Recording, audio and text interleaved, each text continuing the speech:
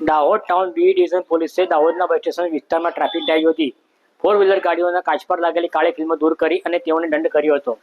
નમસ્કાર, આપની સાથે હું પ્રિયાંક. જોતા રહો સમાચાર વિસ્તારથી.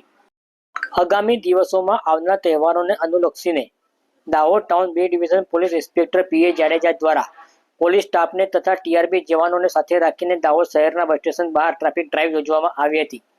ટ્રાફિક ડ્રાઈવ દરમિયાન ફોર વ્હીલર ગાડીઓના કાચ ઉપર બ્લેક ફિલ્મ લગાવીને ફરતી ગાડીઓમાંથી સ્થળ ઉપર જ બ્લેક ફિલ્મ દૂર કરવામાં આવી હતી અને સ્થળ ઉપર જ તેઓની પાસેથી દંડ વસૂલ કરવામાં આવ્યો હતો. સાથે સાથે નંબર પ્લેટ વગર ગાડીઓ હંકારતા વાહન ચાલકોને પણ દંડિત કરવામાં આવ્યા.